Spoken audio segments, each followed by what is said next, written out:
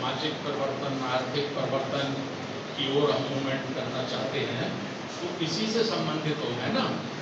ऐसा नहीं पूछ लेना कि सब 3 वर्ष हो गए हैं, यूक्रेन और रूस का युद्ध क्यों नहीं बंद हो रहा है ना। मैं कहूँगा भाई ऐसा क्यों पूछ रहे, तो आप कहेंगे सर आप ही लिए तो खाता प्रश्न जरूर पूछ लो, है ना। तो प्रश्न विषय से संबंधित हो, जिस विषय पर हम पूरे देश में काम कर रहे हैं वही विषय प्रश्न का होना चाहिए, है ना। दूसरा, प्रश्न पूछने के पीछे मंशा क्या है, नियत क्या है। तो नियत, हम अपने बहुजन समाज के संत गुरुओं के आंदोलन को कैसे सफलता पूर्वक कामयाब कर सकते हैं, ये मंशा होनी चाहिए, है ना। किसी की आलोचना करने की मंशा प्रश्न के माध्यम से नहीं होनी चाहिए, समझते हैं ना। तो ये रहेगा। और 7 बजे के बाद फिर हमारा भोजन रहेगा। इसी तरह से फिर हमारा 14 जो स्थापना दिवस है राष्ट्रीय बौद्ध महासभा का, 14 अक्टूबर, सेम कार्यक्रम रहेगा इसी प्रकार से, लेकिन इसमें सुबह 8 से 9 नाश्ता, 9 से 11 तक अन्य कार्यक्रम रहेंगे, 11 से 1 बजे तक समापन रहेगा मेरी तरफ से, और फिर अध्यक्ष जी का आभार रहेगा, अध्यक्ष जी का अंतिम निर्देश रहेगा हमें क्या करना है। और 2 बजे से 1 बजे से फिर हम लोग भोजन करके तो प्रोग्राम को समाप्त कर देंगे। जहाँ से सभी साथी आए हैं अपने स्थान के लिए, वो सभी साथी प्रस्थान करेंगे। समझ गए ना कार्यक्रम पूरा। अच्छा ना, आप लोग देखे होंगे कि इससे पहले जो प्रोग्राम हुए हैं तो आपको नाश्ता में पकौड़े मिलते थे, खोआ मिलता था, है ना, देसी घी का हलवा मिलता था, लेकिन इस बार आपको ये सब कुछ नहीं मिला है ना। इसके पीछे बहुत बड़ा कारण है, मेरी हेल्थ बहुत खराब हो गई थी। 8 गोली शुगर की लेता था मैं, और 30 यूनिट इंसुलिन। 30 यूनिट इंसुलिन लेने के बाद मेरा फास्टिंग शुगर आता था 210, 190। जिस दिन 180 आता था उस दिन मेरे को बहुत अच्छा लगता था, बहुत खुशी होती थी मन में, है ना। डॉक्टरों ने भी कह दिया था कि इससे ज़्यादा शुगर की दवाई नहीं दी जा सकती, आपकी किडनी डैमेज हो जाएगी। अब आप खान पान पर कंट्रोल करिए, 1 घंटा सुबह दौड़ लगाइए, 1 घंटा शाम को दौड़ लगाइए। ये मेरे लिए संभव नहीं है, क्योंकि मैंने जो दौड़ का रास्ता पकड़ा है, उस दौड़ में तो कभी रात को 2 बजे ट्रेन पहुंचती है, तो कभी 11 बजे पहुंचती है ना। राम प्रसाद बौद्ध जी बैठे हमारे झारखंड से, इनके यहाँ सुबह 4 बजे पहुंचती है ट्रेन। तो जब या तो फिर मैं वो डॉक्टर कह रहा है वो काम करूँ सेहत को, हेल्थ को सही रखने के लिए, है ना, या फिर एक ही काम होगा दोनों में से कुल मिला के, ये मोटा मोटी, या तो वो होगा सुबह 1 घंटे वॉकिंग करो, शाम को 1 घंटे वॉकिंग करो, या तो फिर ये होगा बुद्धं शरणं गच्छामि। तो मेरे मन ने सोचा कि बुद्धं शरणं गच्छामि जरूरी है, ना कि सुबह और शाम को वॉकिंग करना। इस बीच में क्या हुआ, 1.5 वर्ष से मेरे पीछे एक हमारे साथी हैं किशनलाल भारती, पार्टी में थे वो। उनकी बेटी 12 वर्ष की उम्र में बहुत जबरदस्त भाषण करती थी, मतलब 10,000 की भीड़ भी नॉन स्टॉप सुनती थी। 12 वर्ष की उम्र में उसको पेपर में लोग मिनी मायावती लिखते थे उस समय। फिर मेरा ट्रांसफर हो गया यूपी से बाहर, ट्रांसफर हो गया तो वो अपने दूसरे काम में लग गए, मैं अपने दूसरे प्रदेशों में लग गया। और इस बीच में मैंने अपना वजन कर लिया 105 किलो, है ना। मूवमेंट भी बढ़ रहा था और वजन भी बढ़ रहा था बड़ी तेजी से दोनों काम बड़ी तेजी से हो रहे थे। 1.5 वर्ष पहले अचानक से वो मेरे पास आ गए और देखकर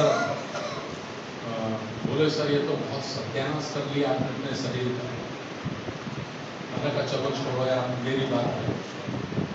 बोले मैं ठीक कर दूंगा, मैं कर दूंगा।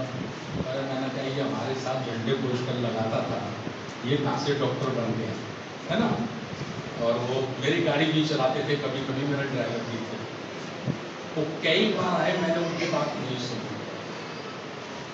एक दिन वो सुबह 6 बजे आ गए, मैंने उनको भगा दिया। फिर 6 बजे आ गए, फिर मैंने उनको भगा दिया। फिर एक दिन बोले कि मेरी 2 मिनट बात सुन लो के बोला। मैंने कहा बताओ भाई। बोले मैं आपकी हेल्थ को ठीक करना चाहता हूँ। मैंने कह रही आदमी बहुत पीछे पड़ा है, एक दिन इसकी बात सुनी नहीं, क्या करोगे। उन्होंने कहा कि आप मेरे क्लब आ जाओ। तो मैं उनके क्लब गया और ये सोचकर गया कि भाई कोई कमी पकड़ के इस आदमी से मुझे अपनी जान छुटानी है। 40 वर्ष पुराना बंदा है, साथ में झंडे लगाता था, इसका दिल भी न टूटे और इससे पीछा भी छूट जाए। तो 5 दिन में वहाँ बैठा और 5 दिन में मैंने ये सेक पिया, जो सेक आप आज आपको पिलाया गया है। 5 दिन के सेक से मेरे बॉडी में काफ़ी परिवर्तन आया। परिवर्तन माने नींद बहुत अच्छी आई, एनर्जी बहुत अच्छी हो गई और शुगर भी थोड़ा थोड़ा कम आने लगा। तो मैंने उसको कंटिन्यू किया, फिर बहुत अच्छा लगा।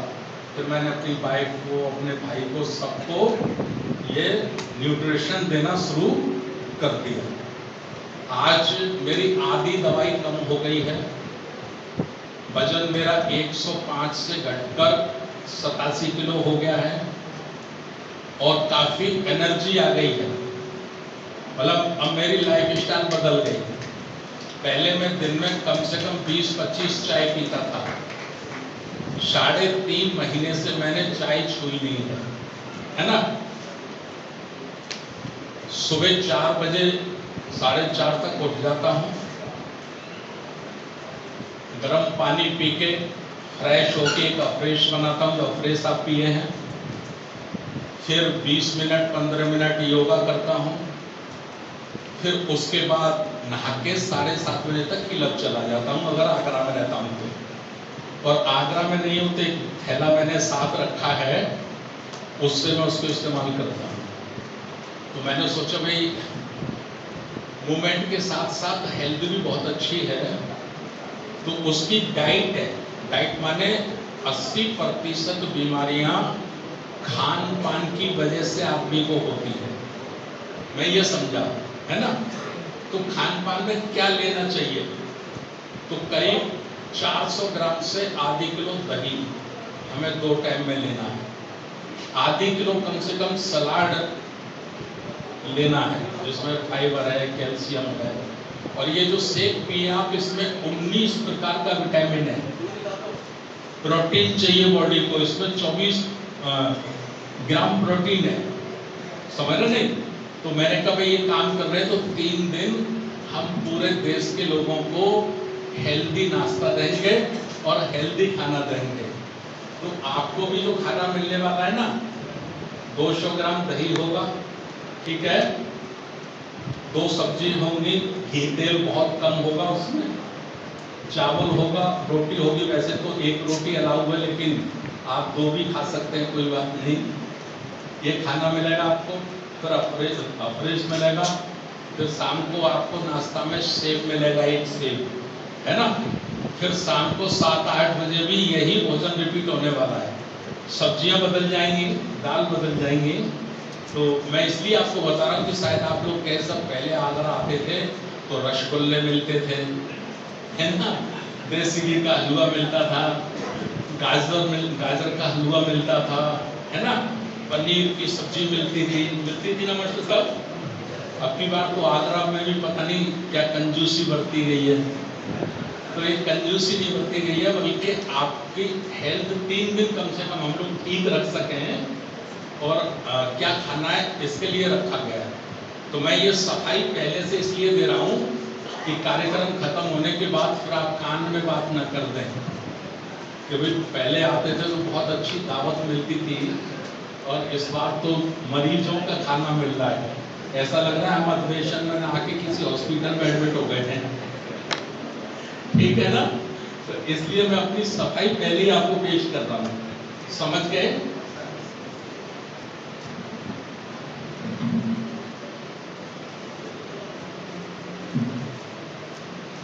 राष्ट्रीय बौद्ध महासभा बनाने की जरूरत क्यों हुई? ये बात मैं बहुत पहले बता चुका हूं कई बार, लेकिन बहुत सारे नए साथी भी जुड़े हैं और मैं चाहता हूं एक बार और इसे रिपीट करूं। मेरे जीवन से लगभग आप सब लोग परिचित हैं। 1980 में बाम शिफ्ट के माध्यम से मैं जुड़ गया था इस मूवमेंट में। 1982 में मेरी पहली मुलाकात बाबूजी दयाराम जी ने कांशीराम साहब से कराई दिल्ली में। 30-40 लोगों का कैडर था और लगभग कांशीराम साहब उसमें 4 घंटे उन्होंने वो कैडर लिया था। बातें तो बहुत बताई थी उन्होंने, लेकिन उनकी जो बात मेरे दिल को लगी, जिससे मैं प्रभावित हुआ, बहुत छोटी उम्र में, उस वर्ष मेरी उम्र लगभग 22-23 वर्ष रही होगी, ठीक है ना? तो जो मेरे दिल को उनकी बात लगी, तो साहब ने कहा था कि जिस समाज का कोई दल नहीं होता है, दल माने ताकत, उस समाज का कोई बल नहीं होता है। दल माने संगठन, बल माने ताकत। जिस समाज का कोई संगठन नहीं होता है, दल नहीं होता है, उसमें कोई बल नहीं होता, ताकत नहीं होती। और जिस समाज में ताकत नहीं होती, संगठन नहीं होता, उसकी बहन बेटियों के साथ बलात्कार, अन्याय, अत्याचार होते ही हैं। उसे कोई रोक नहीं सकता।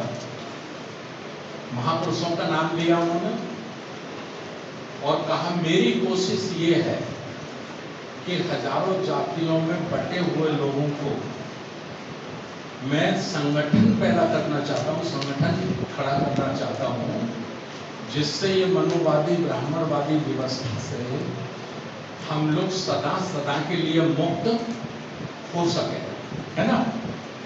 4-5 घंटे का था शिविर, लेकिन ये 2-3 बातें मेरे दिमाग में लग गई। हमने तभी से पूरी ताकत के साथ ये काम करना शुरू कर दिया। खुशी की बात रही, वो काम करते करते बाबूजी हमारे बीच में बैठे, राजाराम आनंद जी, आज भी हमारे बॉस हैं वो, और उस समय भी बॉस होते थे। बाम से कोटे से थे ना, हम बीएसपी कोटे से थे। तो साहब कभी कई बार हमारे मंडल में इंचार्ज रहे तो बहुत डांटते थे। अभी भी मुझे कई लोग फोन करते हैं, देखो सर आप कितने प्यार से समझाते हो, और बाबूजी तो बहुत जोर से डांटते हैं। तो मैं कहता हूँ भैया मुझे तो 30 साल पहले डांटते थे, उनकी डांट खाकर ही मुझे ये मंजिल मिली है। तुम भी कुछ खाते रहो, जितनी डांट खाते रहोगे अपने से सीनियर की, उतना ही आप आगे प्रगति करते रहोगे। गलत बोल रहा हूं? सीनियर की डांट का मतलब नुकसान नहीं है, फायदा है कि नहीं है? है ना? पक्का ना? अच्छा मैं एक उदाहरण से पूछता हूं, बच्चा जो होता है वो माँ से ज्यादा प्यार करता है कि पिता से? माँ से ज्यादा करता है ना? माँ की अपेक्षा पिता से कम करता है ना? हम बच्चे को बोले कि भाई 1 नंबर पे लिखो, आप सबसे ज्यादा प्यार किससे करते हो, माँ का या बाप का? तो 1 नंबर बनाओ, तो किसका बनाएगा वो? माँ का बनाएगा ना? क्या फर्क है? फर्क क्या है?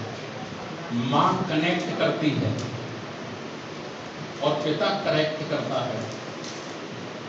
माँ क्या करती है? कनेक्ट, जोड़ती है ना? और पिता क्या करता है? करेक्ट करता है। करेक्ट माने गलती सुधारता है। तो पिता गलती सुधारता है, इसलिए बच्चे को पिता ज्यादा प्यारा नहीं लगता, माँ ज्यादा प्यारी लगती है। तो सब गलत बता दूं? गलत बता रहा हूं मैं? मेरा इसका कहने का मतलब सिर्फ इतना है कि कोई आपको करेक्ट करेगा, यानी आपको ठीक करेगा, आपको सही करेगा, तो कड़वा लगेगा, लेकिन उस कड़वे में फायदा है। बच्चा जब बड़ा हो जाता है, जो बाप का करेक्शन मान लेता है, बाप ने जो करेक्ट किया उसको मान लेता है, तो कहता सब मैं अपने पिता को, जब वो बनता है IAS IPS बनता है या किसी बहुत बड़ी मंजिल तक पहुंचता है, तो कहता है ना, मैं सबसे पहले अपने पिता को, अपने माँ को इसका श्रेय देना चाहता हूँ। अगर उन्होंने मुझे करेक्ट नहीं किया होता तो शायद आज मैं कलेक्टर नहीं होता है ना, रहता कि नहीं? ये संगठन का भी एक नुस्खा है। संगठन का कि चूंकि पूरे देश भर के लोग संगठन के लोग बैठे हैं, तो हमें संगठन पर ही चर्चा करनी है। तो ये मैंने बाबूजी को कोट करके कहा है, सच्चाई है, तो आप लोग मत बुरा माना करो अपने से सीनियर का, या सीनियर पोस्ट में सीनियर नहीं है तो उम्र में सीनियर है। उम्र में सीनियर का मतलब आपसे ज़्यादा जमाना देखा है। भाई आप 50 वर्ष के, कोई 60 वर्ष का है, तो 10 वर्ष ज़्यादा देखा है ना उसने इस दुनिया को, क्यों सब? तो ये सारी बातें हैं। चलता रहा मामला,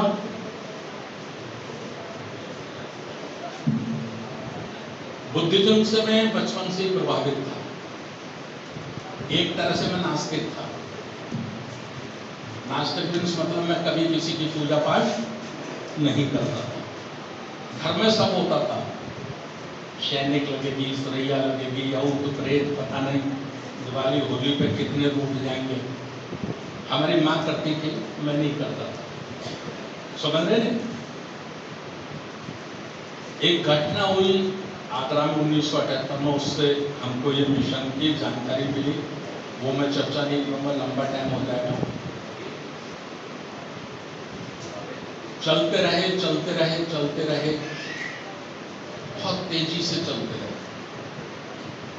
BSP में फुल टाइम काम करते रहे, 24 घंटे काम करते रहे, और सफलता की ऊंचाइयों तक गए।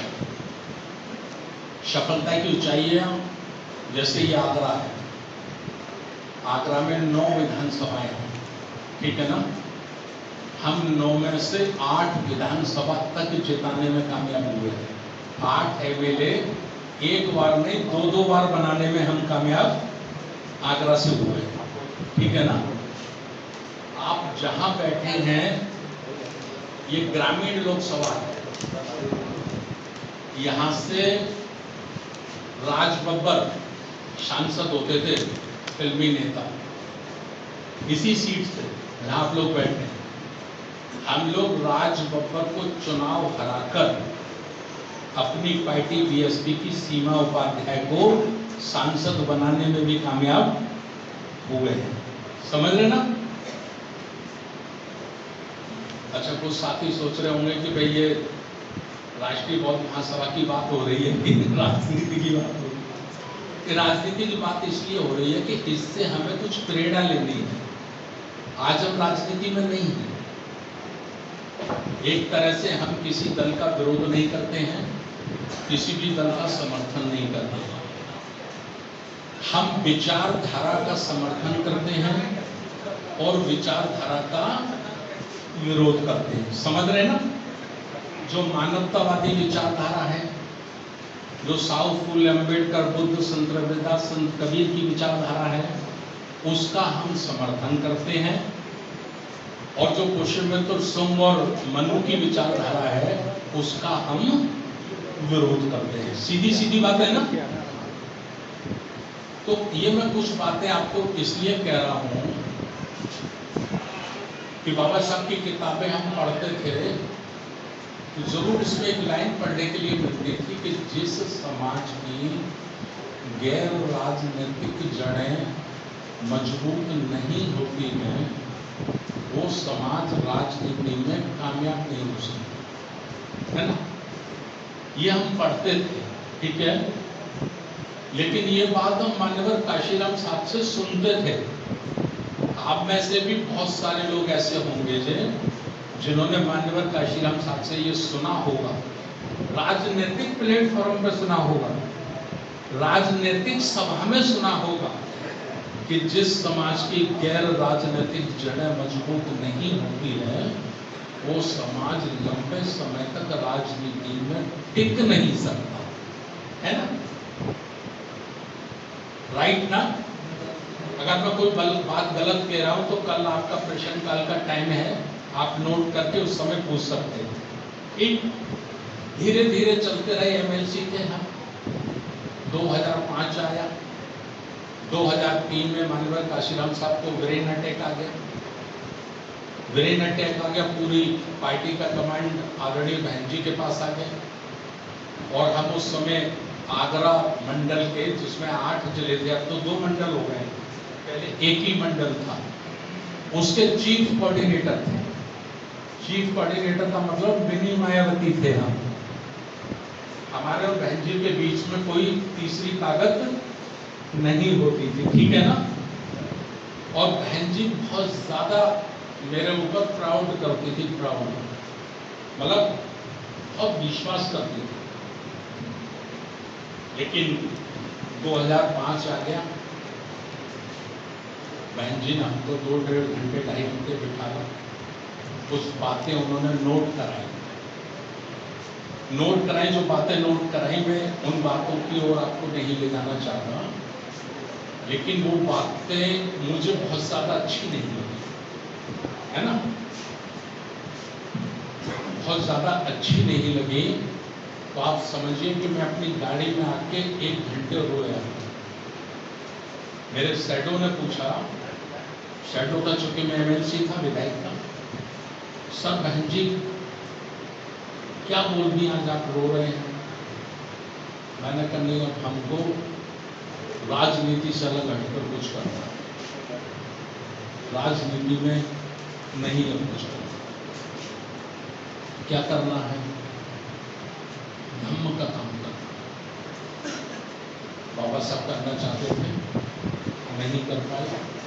कांशीराम साहब हमको कहते थे कि ये मेरी जिंदगी का मकसद है, अशोक सम्राट का भारत देखना, मैं ये काम करूंगा। तो मन बदलता गया, मन बदलता गया, मन बदलता गया, और बदलते बदलते हमने जितने संगठन काम करते हैं भारत में, लगभग सभी से मैंने संपर्क किया, और उससे पहले मैं उन संगठनों को यथासंभव मदद करता था और उनकी समीक्षा भी करता रहता था। समीक्षा माने ये किस दशा में चल रहे हैं। तो प्राय सभी संगठनों में आपसी झगड़े बहुत थे, आपसी विवाद बहुत थे, कौन छोटा है, कौन बड़ा है, कौन असली है, कौन नकली है, किसी का हाई कोर्ट में मुकदमा चल रहा है, किसी का सुप्रीम कोर्ट में मुकदमा चल रहा है।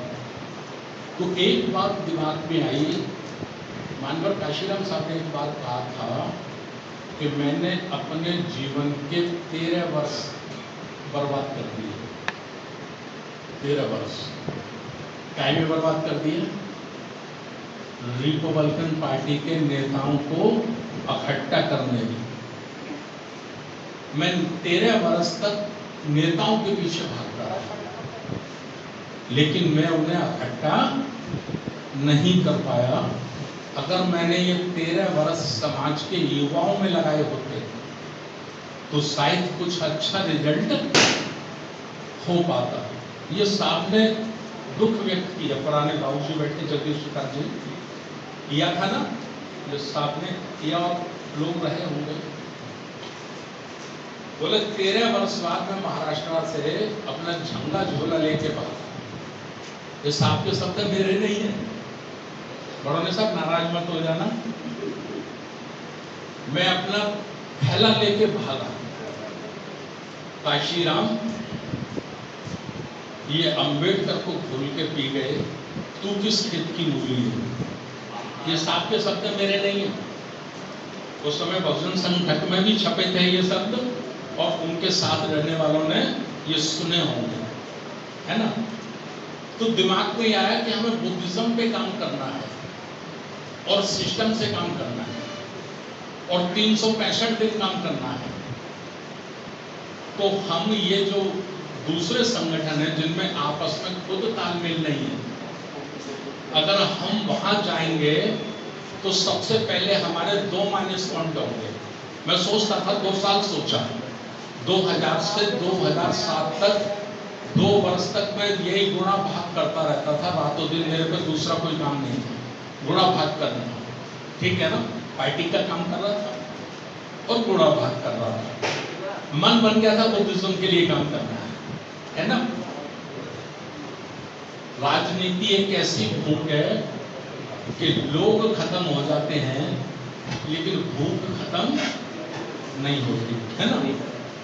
तो इसको मारना पड़ेगा, ये भूख खत्म होने वाली नहीं है, इससे मुक्त होना पड़ेगा। ये मन बन गया।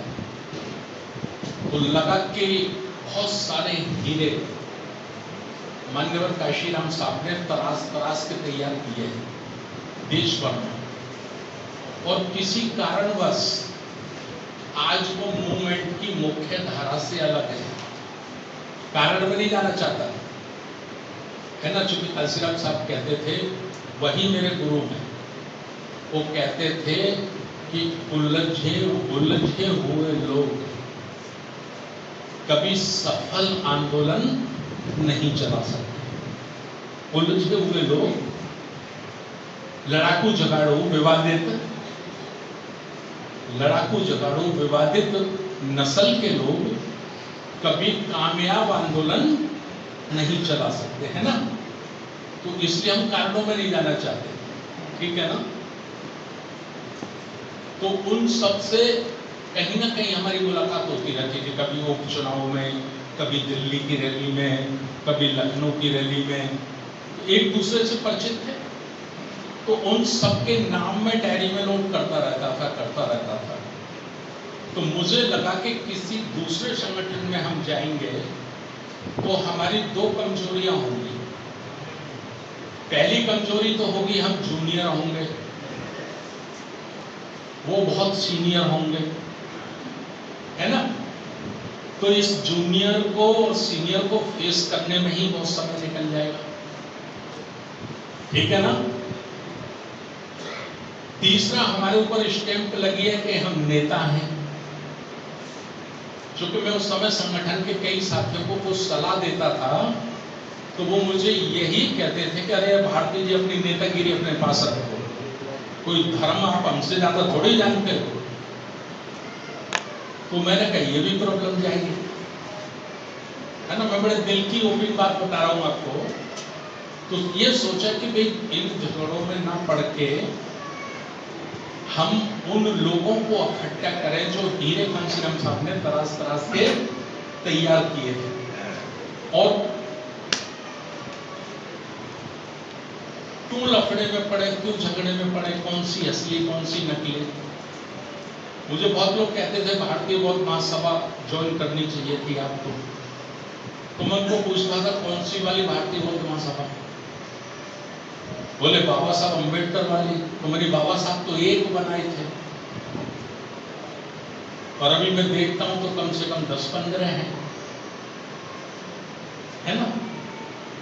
सबका रजिस्ट्रेशन नंबर एक ही है, और सब अपने पर्चे पे लेटर हेड पे लिखते हैं संस्थापक बाबा साहब, है ना। किसी का हाई कोर्ट में मुकदमा चल रहा है, किसी का सुप्रीम कोर्ट में मुकदमा चल रहा है, पक्की बात ना। तो मैंने कहा इन लफड़ों में ना पड़ के एक नया संगठन बनाओ और नया काम शुरू करो। इसलिए ख्याल आया, नाम लिखते रहते थे। मेरे साथ नरेंद्र कश्यप जी MLC थे, जो आज उत्तर प्रदेश सरकार में मंत्री हैं, राज्यसभा सांसद भी रहे हो हमारी पार्टी से। तो हम लंच टाइम में कैंटीन में बैठते थे दोनों, हमारी उनकी पटती बहुत थी। तो मैं उनको नाम लिखता था, 2 नाम 3 नाम, 2 नाम 3 नाम, और मैं उनको बोलता था सर इसमें कौन सा नाम ठीक रहेगा। तो मुझे वो क्या कहते थे मालूम, भारती जी, कुछ रहे होंगे यूपी वाले साथी उनके पक्ष संबंध में, भारती जी बीएसपी में हो ना, तब लोग आपकी बात सुनते हैं। जिस दिन बीएसपी में नहीं रहोगे ना, एक आदमी आपकी बात नहीं सुनेगा। ये गलत फहमी निकाल दो दिमाग से। अच्छा, मैं सुनता था तो फिर रात को सीरियस हो जाता था। बात तो बड़ी सही कही उन्होंने, बड़ी मुश्किलें हो सकती हैं, लेकिन काम तो करना ही पड़ेगा। करना है तो करना ही पड़ेगा। 2007 आ गया। बाबूजी हमारे रामकिशन अशोकन जी, जो प्रथम हमारे संयोजक थे, आज हमारे बीच में नहीं है, वो हमारे नगर अध्यक्ष रहते थे।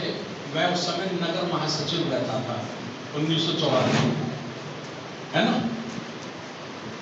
तो वो समय काम कर रहे थे, एक एक बुद्ध विहार में जाके वंदना कराते थे। तो मैंने उनको बुलाया, मैंने कहा बाबूजी, एक एक बुद्ध विहार में वंदना कराने से कोई बड़ा काम बनने वाला नहीं है। हम चाहते हैं ये काम पूरे देश में चले। बोले कैसे चलेगा?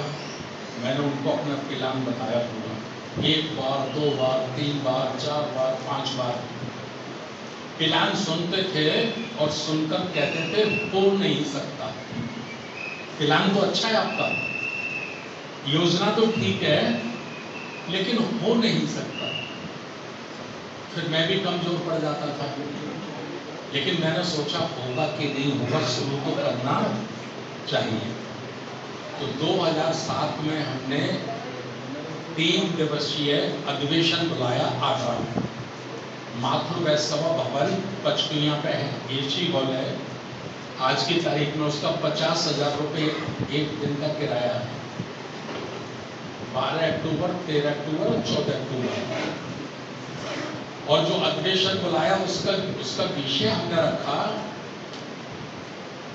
भारत में धम्म की धीमी गति क्यों? भारत में बुद्ध धम्म की धीमी गति क्यों, ये हमने विषय रखा। इसी पे चर्चा करनी है कि धम्म चल तो रहा है, लेकिन जिस स्पीड से चलना चाहिए उस स्पीड से नहीं चल रहा। तो इसकी गति धीमी क्यों है, इसके कारण क्या है? तो इस कारण पे हमने 3 दिन का रखा, और उसके मुख्य अतिथि थे 3 दिन सम्यक प्रकाशन के संस्थापक शांति स्वरूप बौद्ध, और उसकी अध्यक्षता की डॉक्टर धर्म कीर्ति, जिन्होंने 500 किताबें लिखी है बाबा साहब के ऊपर। अब आयोजक बनाने के लिए मैं बड़ा परेशान, चूंकि मैं पर्दे के पीछे से खड़ा करना चाहता था।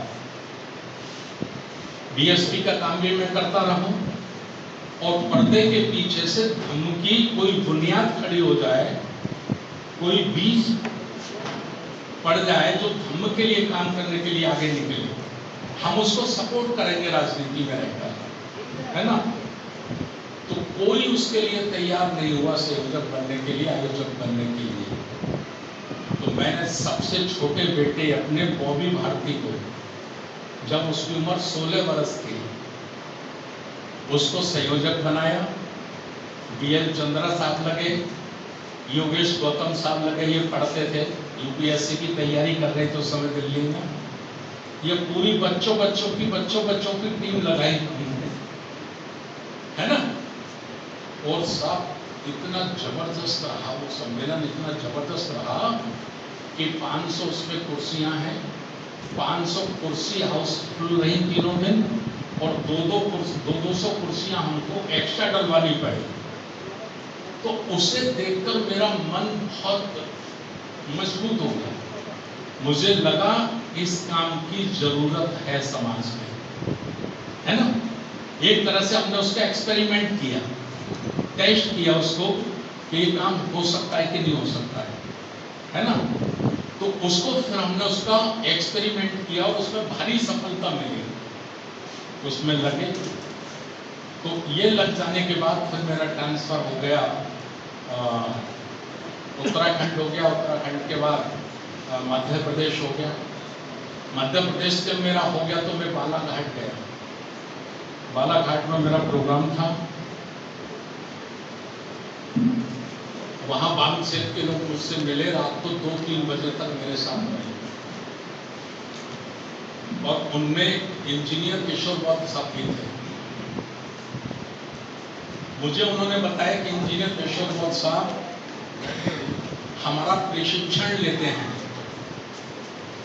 मध्य प्रदेश में, जबलपुर में, डिंडोरी में, उधर उस साइड में। तो मैंने कहा ये तो बहुत अच्छी बात है।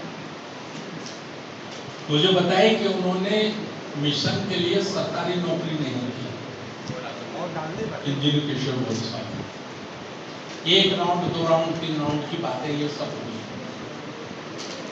मैंने उनको कहा कि बहन जी ने उनको घर बैठा दिया था, जो प्रभारी थे उस समय के, उन्होंने उनकी कोई कंप्लेंट कर दी, कोई शिकायत कर दी थी, तो उनको घर बैठा दिया था। अच्छा, मेरे पास जब कोई दुखी परेशान व्यक्ति मिलता था ना उस जमाने में, तो मैं ये नहीं सोचता था कि बीएसपी में कहाँ फिट किया जाए, मैं ये सोचता था आरबीएम में कहाँ फिट किया जाए, क्योंकि मुझे मेरा भविष्य आरबीएम में नजर आ रहा था। समझ रहे नहीं, आरबीएम मेरा टारगेट था। तो मैंने इंजीनियर किशोर वत्स साहब को कहा कि देखो आप कैडर देते हो, बहुत अच्छा लोग साथी लोग बताए हैं, हमें भी कैडर की आवश्यकता है, पर बीएसपी में नहीं, आरबीएम में। बोले सोच के बताऊंगा। फिर 1 महीने 2 महीने 3 महीने 1-1.5 वर्ष तक उनकी मेरी बातें होती रही, चर्चाएं चलती रही। एक दिन उन्होंने हिम्मत बांधी, बोले सर में आपकी बात मेरी समझ में आ गई, अब यही काम करेंगे। हमारी एक टीम बन गई और फिर मुझे लगता है मास्टर बादल सिंह वो सब जुड़े थे उस समय, आप भी रवि साहब होंगे, RS रवि साहब, ये सब जुड़ते गए, एक टीम बनती गई और पहला दौर जो चला हमारा 20-25 राज्यों में, पहले दौर का विषय ये होता था धम्म की धीमी गति क्यों, ये होता था ना शेषराज साहब। और कैडर कैंप लगाए गए, कैडर कैंप लगाए गए और हम चलते गए चलते गए चलते गए चलते गए चलते रहे। एक समय आ गया 2009 में, बहन जी मेरे को रिपीट कर दी एमएलसी, तो मैं 2015 तक हो गया और फिर मैंने ओपन काम शुरू कर दिया। ओपन माने पहले बहुत लंबे समय तक मैं मंच पे नहीं होता था, मतलब एक्टर नहीं होता था, मैं एक्टर की भूमिका में नहीं होता था, डायरेक्टर की भूमिका में होता था। कुर्सी कहाँ से लगेगी, कुर्सी का पैसा कौन देगा, माइक कहाँ से लगेगा, माइक का पैसा कहाँ से आएगा, दाल चावल चीनी कहाँ से आएगा, ये मेरी जिम्मेवारी थी। लोग कहाँ से आएंगे, ये भी मेरी जिम्मेवारी थी। लेकिन किसी मंच पे मैं नजर नहीं आता था, है ना। एक आपके रीवा के थे, अगर मुझे ठीक याद है तो विकास सहीवाल था शायद उनका नाम, वो हमारे साथ काम कर रहे थे उस समय, बहुत सलाह देते थे मेरे को, जब मौका मिलता था सलाह। मैं उनको कहता था भी सलाह के सिवा भी कोई बात हो जाए करे। एक दिन उन्होंने मुझे बड़ी सलाह दे दी रवि साहब, बोले ये बताओ आप क्या दूसरे लोगों को मूर्ख समझते हो। क्या सलाह दी उन्होंने मालूम, आप क्या दूसरे लोगों को मूर्ख समझते हो। मैंने क्या हो गया, बोले आप तो एमएलसी रहेंगे, विधायक रहेंगे, राजनीति में रहेंगे, मक्खन मलाई खाएंगे और दूसरे लोग ये कटोरा लेके घूमेंगे। अगर ये काम इतना अच्छा है तो आप राजनीति छोड़ के क्यों नहीं करते। मैंने कहा सलाह में तो दम है, सलाह में तो दम है। अच्छा, जिस सिस्टम से मैं चाहता था काम, उस सिस्टम से हो भी नहीं पा रहा था। मैंने सोचा प्रकृति का नियम है, जिसके मस्तिष्क में जो नक्शा बनता है ना, जिसके दिलो दिमाग में जो सोच पैदा होती है, वही व्यक्ति शायद उसमें अच्छा रंग भरता है ना। ये प्रकृति का नियम है। मतलब जिसको जो सोच आता है, जिसको जो समझ आता है, जिसके दिलो दिमाग पे जो डिजाइन आता है, नक्शा आता है, शायद वो उसको ज्यादा अच्छे से पूरा कर पाता है ना। तो फिर हमने बहन जी को नाराज करना शुरू किया, जानबूझकर। ओपन पर्चों में नाम मैंने लिखना शुरू कर दिया अपना, ओपन कार्यक्रमों की अध्यक्षता शुरू कर दी मैंने। और एक दिन आ गया, इससे पहले 4 बार बहन जी मुझे 2-2 घंटे समझाएंगे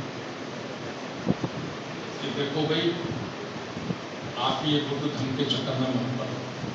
मैं जी बहन जी बोलता था, इस कान सुनता था, इस कान निकालता था, दिन भर पार्टी का काम करता था, रात को धम्म का प्रचार करता था, ढूंढता फिरता था।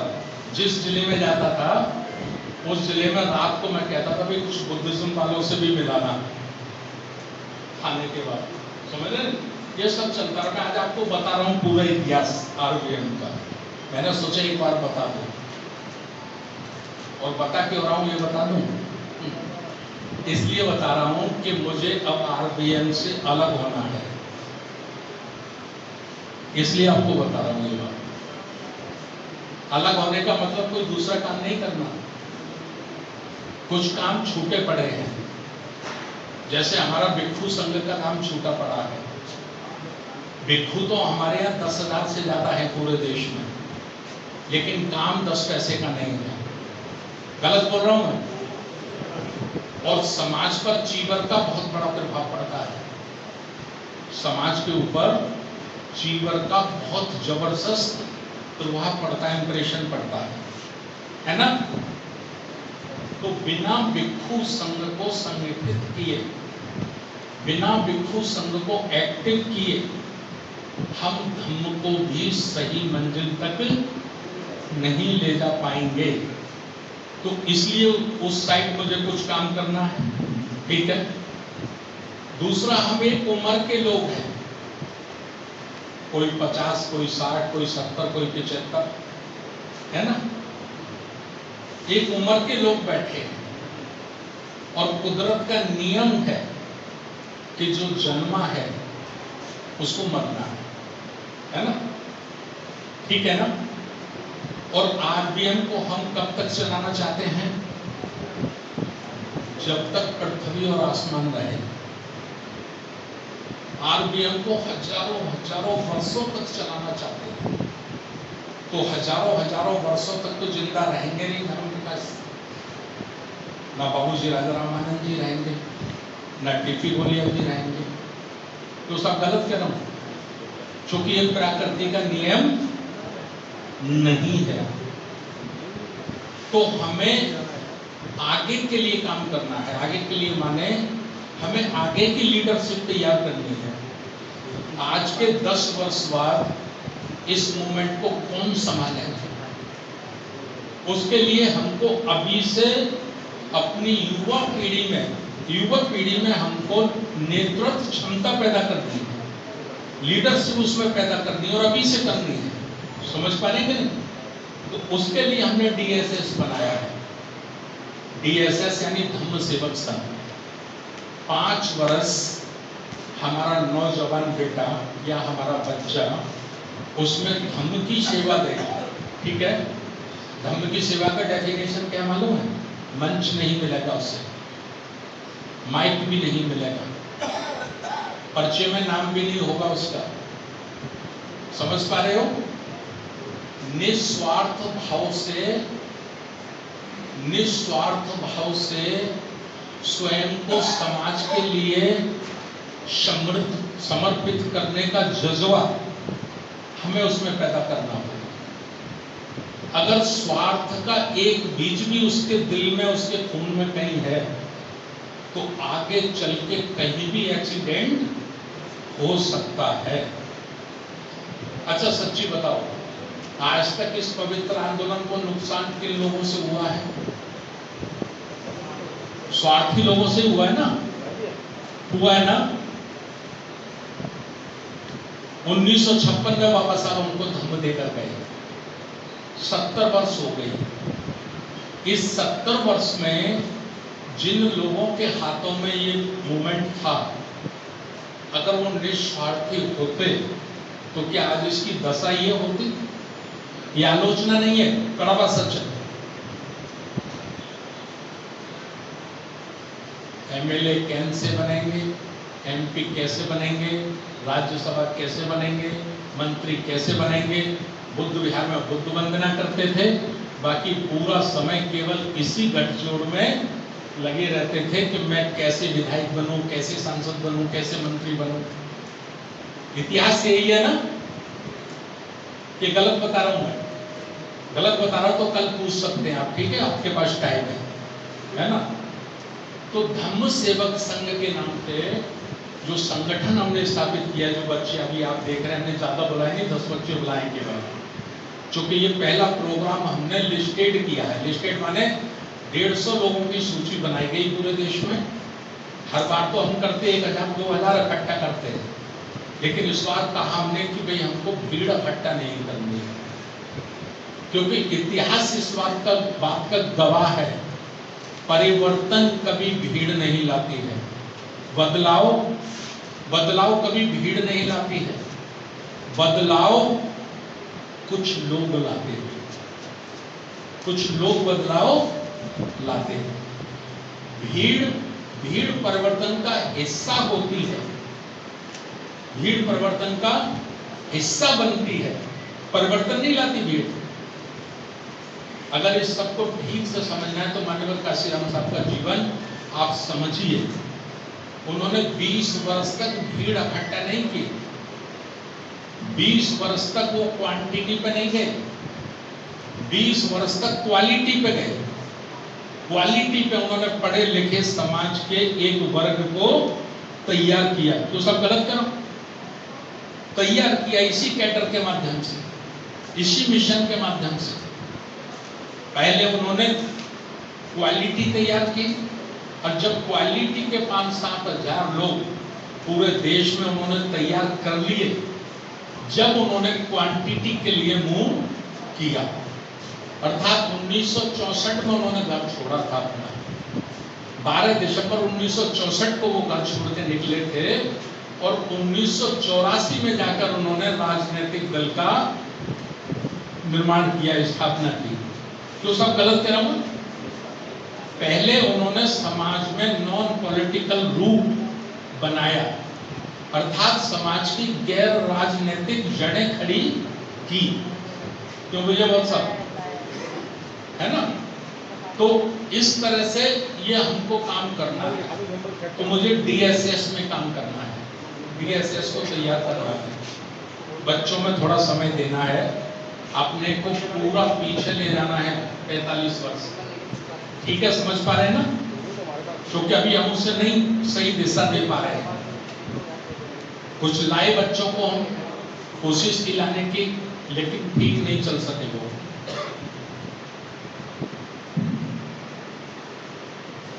तीसरा काम है जो हमारा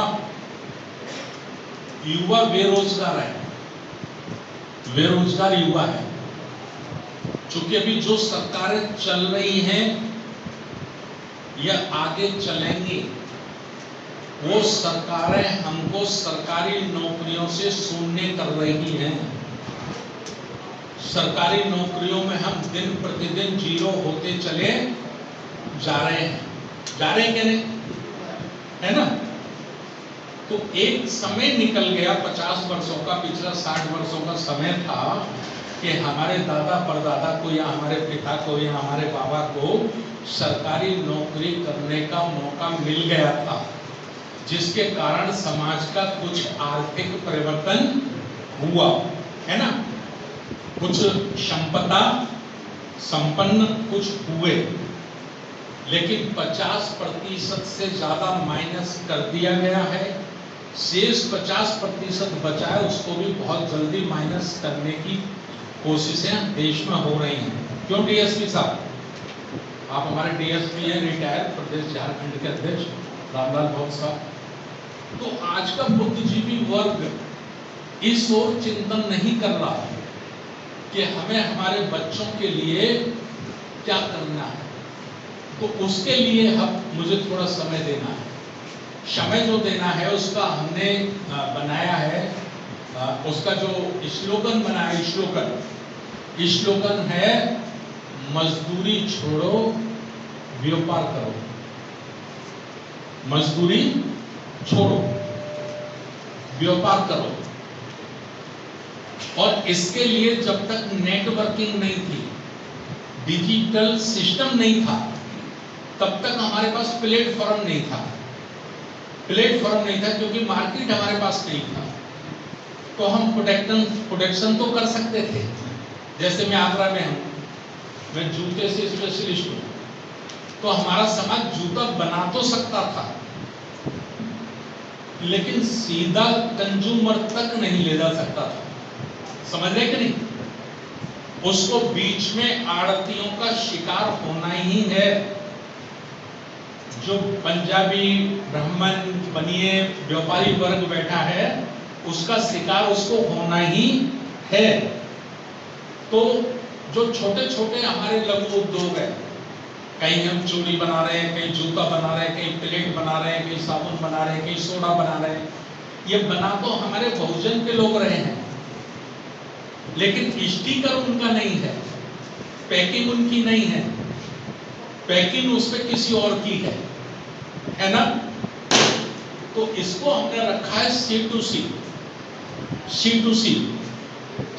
माने कंपनी टू कंज्यूमर। बीच की दलाली खत्म। मतलब मैं जो जूता पहने हूं वो इन टोटल प्योर लेदर का है, प्योर लेदर, ठीक है? और उसकी कॉस्टिंग कितनी है मालूम है? उसकी कॉस्टिंग है मात्र 700 रुपए।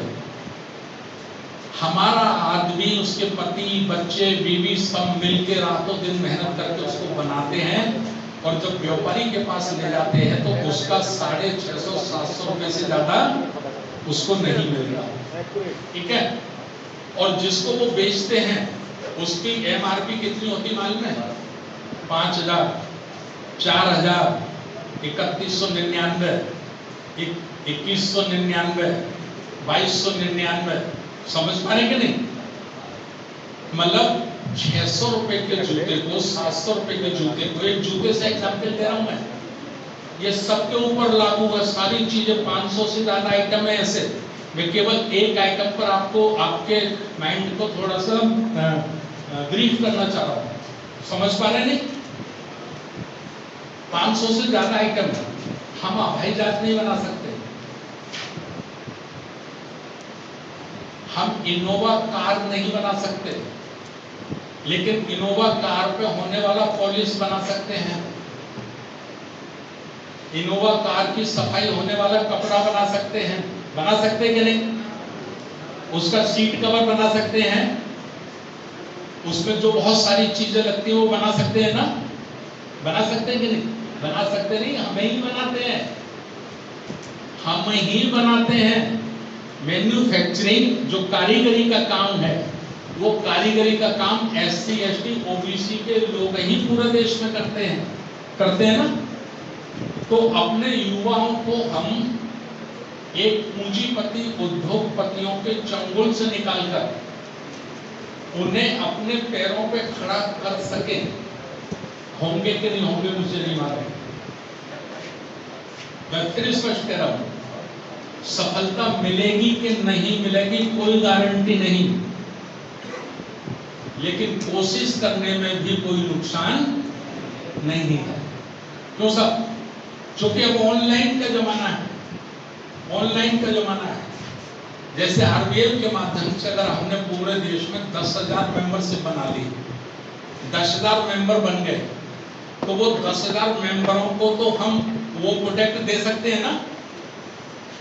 बाजार में जो 2,000 का होगा वो हमारे सीधे कंज्यूमर को 1,000 में मिलेगा। 50%, 40% की जो बीच की दलाली है, वो दलाली हम माइनस कर सकते हैं ना?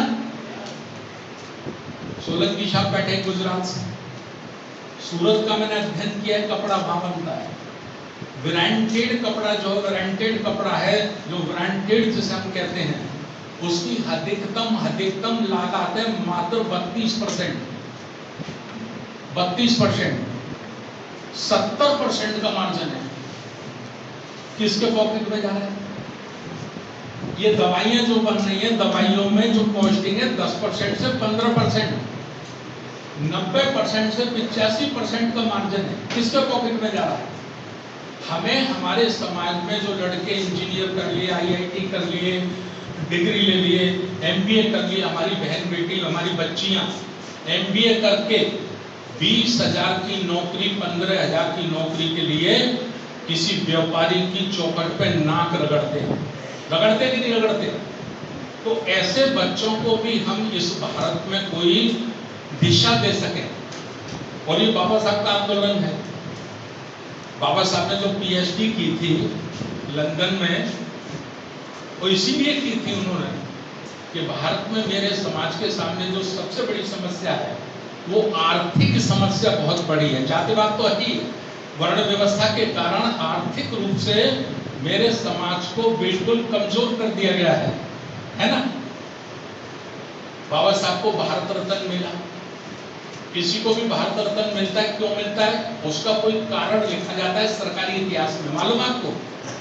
सरकारी इतिहास में उसका कारण लिखे बगैर भारत रत्न नहीं मिलता। कोई उपलब्धि, कोई ऐसी उपलब्धि, कोई आविष्कार जैसा। तो बाबा साहब को जो भारत रत्न मिला, उसको पढ़ना, गूगल करना, विरोध करना। काय पे मिला है? जो बाबा साहब ने आर्थिक विषय पर PhD की थी, उस पर बाबा साहब को मिला है। और जो RBI बनी है ना बैंक भारत में, RBI का गठन भी बाबा साहब की PhD को आधार बनाकर ही भारत में किया गया है ना। अच्छा, हम भाषणों में कहते हैं हमारे महापुरुषों का आंदोलन था। क्या? सामाजिक परिवर्तन, आर्थिक परिवर्तन, धार्मिक परिवर्तन, राजनीतिक परिवर्तन, ये भी है ना। आर्थिक कहते हैं कि नहीं कहते हम?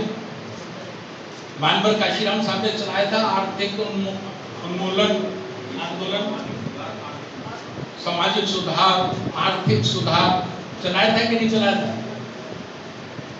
26 नवंबर 1949 को संविधान का अंतिम भाषण जो था बाबा साहब का, उसमें बाबा साहब ने कहा, जब तक सामाजिक असमानता और आर्थिक असमानता का अंत नहीं होता, तब तक आजादी का कोई मतलब नहीं है। कहा बाबा साहब ने।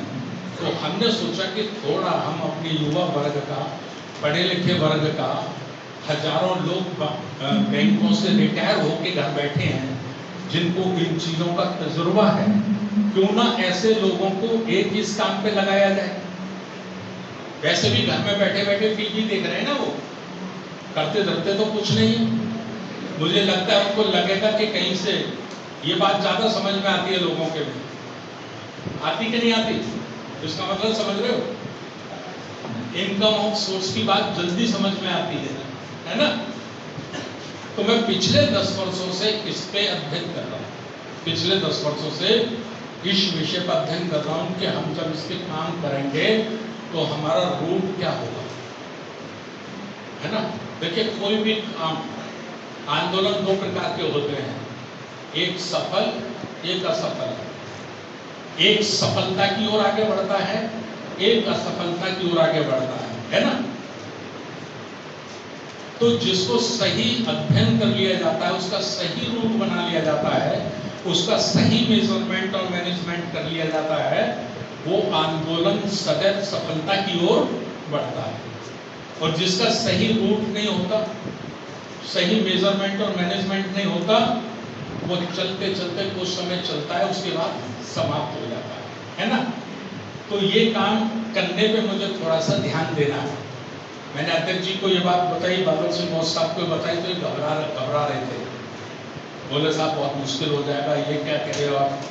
मैंने कहा मैं RBM छोड़ नहीं रहा हूँ, RBM में थोड़ा समय कम दूंगा, थोड़ा समय कम दूंगा, कुछ अपनी जीवन का समय में ये 2-3 विषय पे भी खर्च करना चाहता हूँ। एक बिट्ठू संघ में, भिक्षु संघ में हमारी प्लानिंग है कि हम पूरे देश भर में से करीब 50 अच्छे भिक्षु निकाल आएंगे हैं, निकल आएंगे, और उनको फिर एक रूट दें, एक कार्यक्रम दें उनको, एक सिलेबस, धम्म देशना का एक सिलेबस। जम्मू कश्मीर में धम्म देशना हो रही है, कर्नाटका में हो रही है, उड़ीसा में हो रही है, झारखंड में हो रही है, एक ही शब्दावली होनी चाहिए। क्यों सब? जो आज नहीं है ना, तो ऐसे करना है। भिक्षुओं से बात कर रहे हैं हम और बड़ौदे साहब और मेरे ख्याल शेषराव साहब भी थे के साथ। हम गए, धर्म सारथी जी हमारे बनते, हम लोगों को निवेदन किया इसमें कि आप थोड़ा सा इसमें इसके क्या कह सकते हैं, अग्रणी बनो। आपके नेतृत्व भिक्षु संघ ही करेगा। हम तो पाठ जोड़ेंगे, हम इंजीनियर का काम करेंगे बस केवल, ठीक है ना। क्योंकि चीवर का सम्मान मैं भी करता हूं और चीवर का सम्मान हमारा समाज भी करता है, और सदैव हमें चीवर का सम्मान करना ही चाहिए, है ना। हम चीवर का सम्मान करेंगे तभी तो तथागत को सम्मान मिलेगा। तथागत की एक बात मैं आपको याद दिलाता हूं। एक बात तथागत के जीवित रहते एक भिक्षु ने प्रश्न किया, तथागत जब आप नहीं रहेंगे तो हम आपको कैसे सम्मान दे पाएंगे, हम आपको सम्मान कैसे करेंगे, आपको सम्मानित कैसे करेंगे आपके बगैर। तो आपकी कुछ बन जाए, कुछ आप लिख के दे दो, या कुछ ऐसा कर दो, या मूर्ति बना लो, या ये बना लो। तो बुद्ध ने कहा आप मुझे सदैव सम्मान दे सकते हैं, सदैव दे सकते हैं, और सदैव आप मुझे अपमानित कर सकते हैं। मुझे सम्मान मिलेगा या मेरा अपमान होगा, ये आपके ही हाथ में है, लेकिन ये होगा कैसे? बुद्ध ने कहा जो मैंने बताया है मार्ग, जो नीति नैतिक जीवन मैंने बताया है, यदि उसको धारण करोगे तो वो सम्मान बुद्ध का होगा। मेरे बताए हुए मार्ग को, मेरी बताई हुई शिक्षाओं को अगर आप धारण करोगे अपने जीवन पर, उस पर अमल करोगे, तो ये सम्मान आपका नहीं होगा, यही मेरा सम्मान होगा। और आप मेरे बताए हुए मार्ग को धारण नहीं करेंगे, आप उसके विपरीत दिशा में कार्य करेंगे, तो वो अपमान भी आपका नहीं होगा, वो अपमान भी मेरा होगा। समझ रहे हैं? तो ऐसा भिक्षु संघ आज नहीं है, आलोचना मत समझना इसको, आज नहीं है देश में। लेकिन नहीं है ये कह देना कोई समाधान नहीं है। नहीं है तो पैदा करो। आज से 15 वर्ष पहले तक 365 दिन कोई बुद्ध की बात नहीं करता था। चंद मुट्ठी भर लोग थे, महाराष्ट्र से सटा हुआ एरिया, या फिर आगरा, अलीगढ़, दिल्ली का कुछ पॉकेट। उसके बाद बुद्ध की बात कोई नहीं करता था। करता था कोई? नहीं करता था ना, ज्यादातर नहीं करते थे।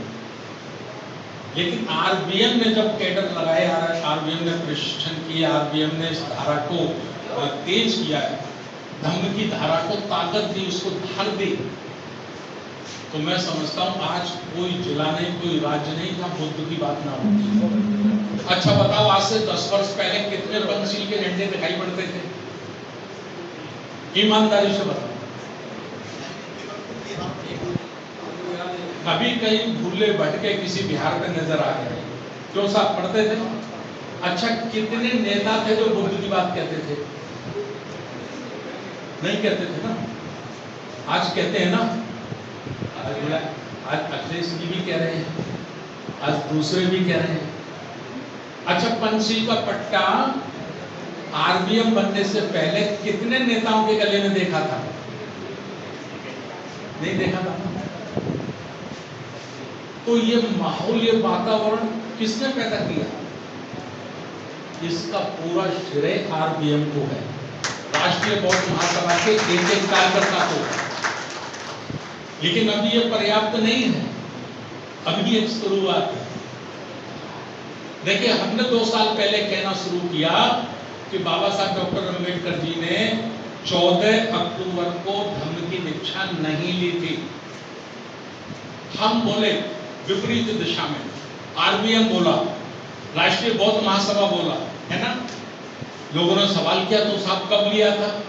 हमने कहा अशोका धम्म विजयदशमी, अशोका धम्म विजयदशमी, ठीक है। हमने कहा और कहा नहीं, पिछले वर्ष जब नागपुर में हुआ तो उसके लिए लाखों पर्चे छपे, वॉल पेंटिंग हुई, सेमिनार हुए, वेबिनार हुए ना हुए। अच्छा, उसका रिजल्ट इस बार बताओ। 10,000 संगठनों के पर्चे अगर छपे हैं भारत में, 10,000 संगठनों के, आरबीएम छोड़ दो, सबके पर्चे पे लिखा गया अशोक धम्म विजयदशमी। लिखा गया कि नहीं लिखा गया? गलत कह रहा हूं? इसी को कहते हैं समाज को सही दिशा पर ले जाना।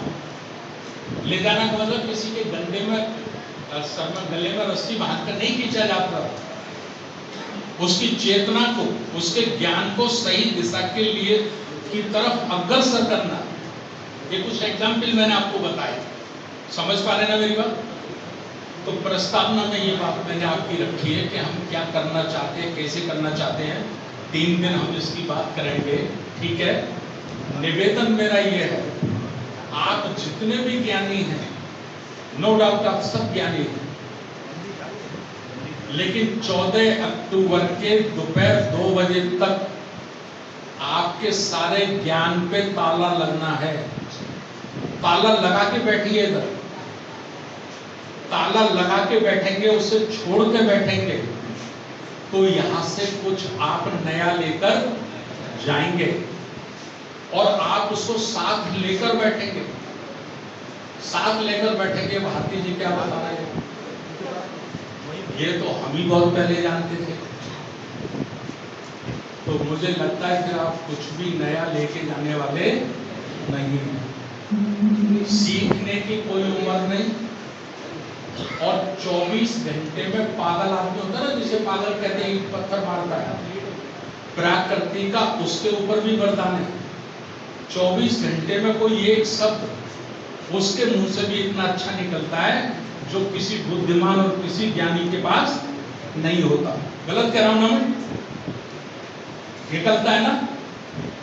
लोग कहते हैं ये तो पागल था, पागल ने ऐसी बात कह दी, ये बात तो हमको भी ना मालूम थी, कहते ना। इसलिए ये पूरा देश बैठा है। आप लोग 140 करोड़ लोगों के प्रतिनिधि बैठे हैं, ये मन में सोचिए। आपको आने वाले कल के भारत का निर्माण करना है, अर्थात 140 करोड़ लोगों को आपको धम्म की धारा में बहाना है, ठीक है ना। उस सोच के साथ बैठिए। अनुशासन, अनुशासन सबसे बड़ी सफलता का कारण है। अनुशासन बनाइए, सिस्टम में रहिए। मैंने इतनी सी बात कही है, बाकी की कार्रवाई हमारे बादल सिंह बौद्ध साहब और योगेश गौतम साहब करेंगे। सिस्टम के अनुसार कोई प्रश्न हो, कोई सवाल हो तो कल 5 बजे से 7 बजे तक 2 घंटा इसी के लिए रखा गया है। मैंने जितना कहा है उसमें कोई त्रुटि हो तो वो भी, मैं ये नहीं कह रहा कि क्षमा कर देना, क्षमा कर दोगे तो त्रुटि तो रही जाएगी, नहीं तो क्षमा हो जाएगा। वो त्रुटि तो फिर नुकसान करेगी समाज में, इसलिए क्षमा नहीं कह रहा। कोई त्रुटि हो तो प्रश्न के माध्यम से उससे पूछ लेना, जिससे आगे के लिए हम उसमें सुधार कर सके, उस त्रुटि को खत्म कर सके। बहुत बहुत धन्यवाद।